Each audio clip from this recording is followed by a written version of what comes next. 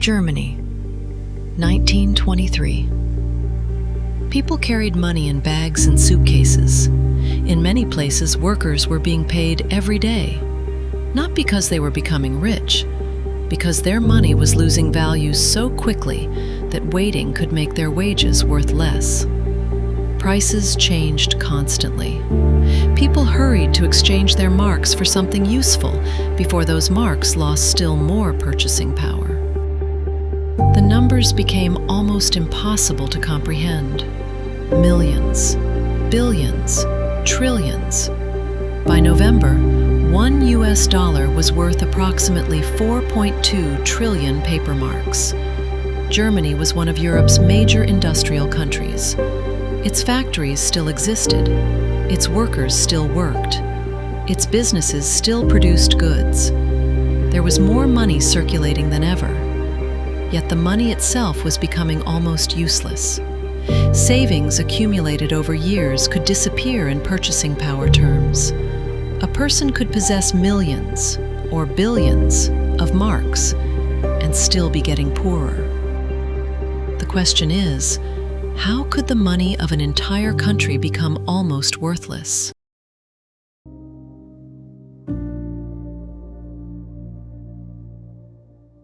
To understand what happened in 1923, we have to go back almost a decade. In 1914, Germany entered the First World War.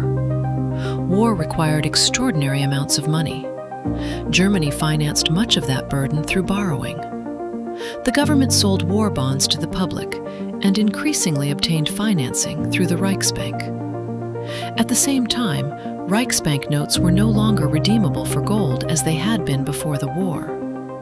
More money entered circulation. Germany was betting that victory would make the enormous financial burden manageable later. But Germany did not win. When the war ended in 1918, the debts remained, and the financial pressures continued. The new Weimar Republic faced war debts, political instability, government spending obligations, and a disrupted economy. Then came reparations.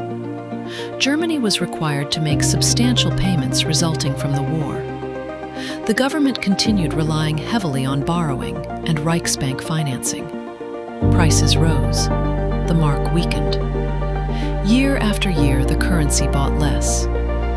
But Germany had not yet reached the extraordinary conditions that would make 1923 infamous. The foundations had been laid. The currency was already under pressure. The government's finances were strained, and Germany was struggling to meet its obligations. So if the mark had already been losing value for years, what transformed a serious inflation problem into something far more destructive?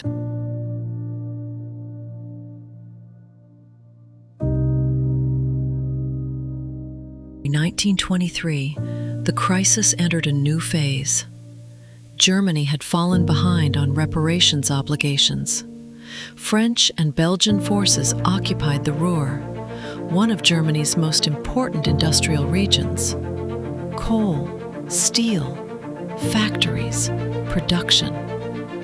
The German government responded by supporting passive resistance. Workers resisted the occupation. Production was disrupted. Government revenues from the region suffered. Meanwhile, the government financially supported the resistance. But Germany was already struggling to finance its obligations. The government again relied on the monetary system. More marks entered circulation. But more marks did not create more coal, or more food, or more manufactured goods. The value of the mark fell still faster. The Ruhr crisis had not created Germany's inflation. It had been developing for years. But the confrontation dramatically intensified it. And as people realized the mark was losing value, holding money itself became increasingly dangerous. People tried to exchange marks for something useful before their purchasing power fell again. The currency began moving faster precisely because people wanted to escape it. The crisis was no longer confined to government budgets, reparations, and central banks. It was entering everyday life. What happens when money begins losing value faster than the people using it can respond?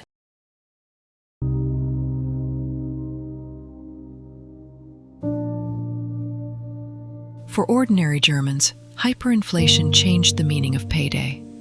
In many places, wages were paid daily. People collected banknotes in bags and suitcases and hurried to shops. Spend the money while it could still buy something. Merchants faced the same problem from the other side. A price that made sense earlier could become inadequate later. Some increasingly sought foreign currency, goods or barter, rather than holding rapidly depreciating marks. The numbers tell part of the story, but a letter written in Berlin in October 1923 tells it differently. Betty Scholem was watching the crisis unfold around her. In correspondence with her son, she recorded how quickly prices and exchange rates were changing. Over just 3 days, she reported, the dollar moving from 10 billion marks to 18.5 billion to 40 billion. Over those same 3 days, she recorded bread moving from 900 million marks to 2.5 billion to 5.5 billion. These weren't changes measured across years, they happened in days. And that produced one of hyperinflation's strangest paradoxes. People could receive more money than they had ever possessed, while that money bought less than before. A lifetime of saving could be devastated. Pensioners and others living on fixed monetary claims were especially vulnerable. In Berlin, financially distressed pensioners were photographed selling household possessions, including porcelain, silver, and furniture. But hyperinflation did not affect everyone equally. A saver had stored purchasing power for the future.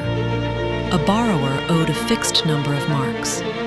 As the mark collapsed, those positions could produce very different outcomes.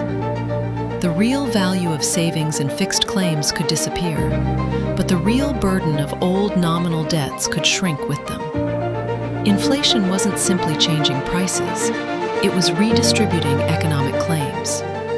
By the height of the crisis, Germany still had banknotes, enormous quantities of them. But money is supposed to do more than exist. It must allow people to exchange goods, measure value, and carry purchasing power from today into tomorrow. The mark was increasingly failing at those jobs. So if people could no longer rely on the mark, how could Germany possibly make them trust money again?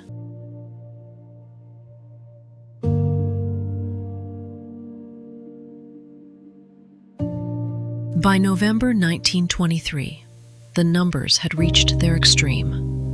$1 US was worth approximately 4.2 trillion paper marks. Germany issued banknotes carrying denominations that would have seemed unimaginable only a few years earlier. But adding zeros couldn't solve the problem. A larger number printed on a banknote could not restore the purchasing power the currency had lost. Germany needed something else. On November 15, 1923, the Deutsche Rentenbank began issuing a new currency, the Rentenmark. One Rentenmark represented 1 trillion paper marks, and the stabilized relationship became approximately 4.20 Rentenmarks to $1 US. At first, it seems almost absurd. Remove 12 zeros, give the unit a new name, start again. But why should anyone trust it? Germany did not possess sufficient gold reserves to give the new currency conventional gold backing. Instead, the Rentenbank's institutional structure involved claims tied to German agricultural, industrial, and commercial property. But that alone does not explain what happened next. A new banknote could not repair the system that had destroyed confidence in the old one. Something behind the money had to change, and the old paper marks did not simply disappear overnight. They continued circulating during the transition. Germany was asking a population that had just watched one currency collapse to accept another. Why should anyone believe this money would be different?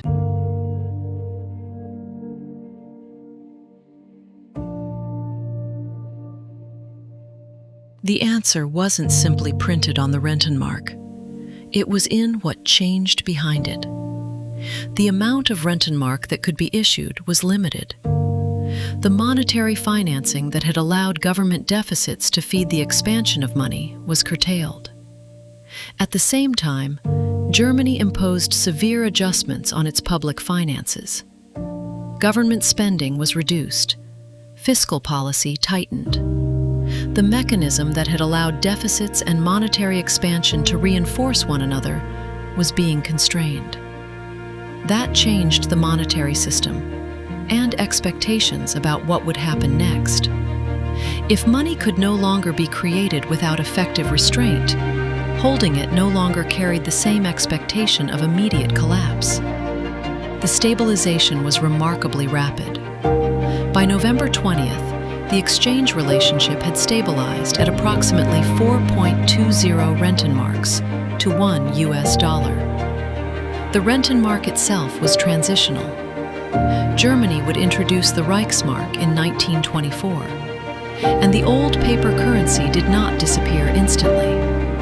But the hyperinflationary spiral had been broken. That leaves one final paradox. Germany had produced extraordinary quantities of paper marks. At the end, 1 trillion of them corresponded to a single Rentenmark. The physical paper had never been the source of the old currency's value, and simply printing different paper was not, by itself, the source of the new currency's stability. The system behind the money had changed.